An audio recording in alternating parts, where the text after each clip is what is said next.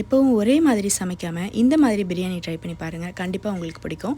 அடுப்பில் குக்கர் வச்சுட்டு கொஞ்சமாக எண்ணெய் சேர்த்துக்கோங்க. ஒரு டேபிள் ஸ்பூன் அளவுக்கு நெய் சேர்த்துட்டு பட்டை, ஏலக்காய், கிராம்பு இதெல்லாம் சேர்த்து நல்லா பொரிய விட்டுருங்க. இது நல்லா பொரிஞ்சு வந்ததும் ஒரே ஒரு பெரிய வெங்காயம் நீல வாக்கில் கட் பண்ணி ஆட் பண்ணியிருக்கேன். கூடவே தேவையான அளவுக்கு உப்பு சேர்த்துட்டு நல்லா பொன்னிறமாக வதக்கி விட்டுருங்க. வெங்காயம் நல்லா பொன்னிறமாக வந்தால் தான் சாப்பாடு நல்லா கலர்ஃபுல்லாக இருக்கும். அதே மாதிரி அந்த ஃப்ளேவர் கொடுக்கும். அதனால் பொன்னிறமாக வதக்கி விட்டுருங்க. கொத்தமல்லி, புதினா ஒரு கைப்பிடி அளவுக்கு சேர்த்துட்டு 2 பச்சை மிளகாய் சேர்த்து நல்லா வதக்கி விட்டுருங்க. இப்போ நம்ம அரைச்சி வச்சுருக்க விழுதியும் இது கூட ஆட் பண்ணியிருக்கேன்.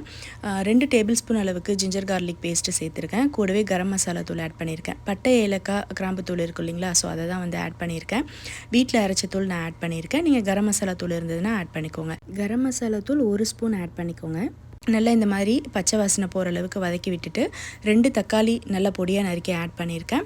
அதையும் நல்லா வதக்கி விட்டுருங்க. கூடவே ஒரு 3 டீஸ்பூன் அளவுக்கு மிளகாய்த்தூள், 2 டீஸ்பூன் அளவுக்கு மல்லித்தூள் சேர்த்துட்டு தக்காளி நல்லா மேஷ் ஆகிற அளவுக்கு வதக்கி விட்டுருங்க. அந்த பச்சை வாசனை போனதும் நம்ம சுத்தம் பண்ணி வச்சுருக்க கொத்துக்கறியை இதில் ஆட் பண்ணிக்கலாம். கொத்துக்கறியை வந்து நீங்கள் ஃப்ரோசனில் வாங்கி ஆட் பண்ணாலும் சரி, இந்த மாதிரி நீங்கள் ஃப்ரெஷ்ஷாக கறியை கொத்துக்கறி பண்ணி ஆட் பண்ணாலும் சரி, இந்த மாதிரி ஆட் பண்ணிவிட்டு நல்லா வதக்கி விட்டுருங்க. நம்ம எக்ஸ்ட்ரா இதில் தண்ணி சேர்க்க தேவையில்லை. 3 ஸ்பூன் அளவுக்கு தயிர் வந்து ஆட் பண்ணியிருக்கேன்.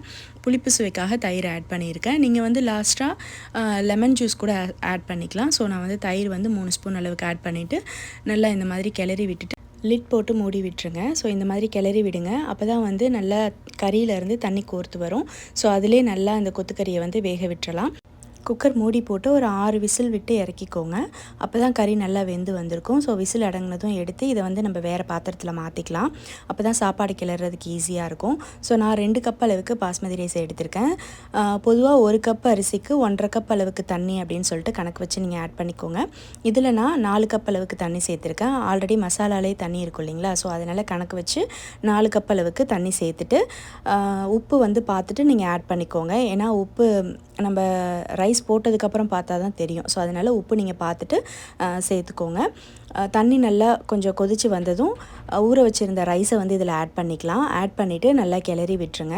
அடுப்பை ஃபஸ்ட்டு ஃபுல்லாக வச்சுட்டு ரைஸ் இந்த மாதிரி கிளறி விட்டு நல்லா கொதிக்க விட்டுட்டு அதுக்கப்புறமா அடுப்பை சிம்மில் வச்சு நீங்கள் வேக விடுங்க. அப்போ தான் வந்து சாப்பாடு நல்லா வெந்து வந்துடும். லாஸ்ட்டாக தண்ணி இந்த மாதிரி ஓரளவுக்கு வற்றி வந்ததுக்கப்புறமா மூடி போட்டு அது மேலே நம்ம தம் வச்சிடலாம்.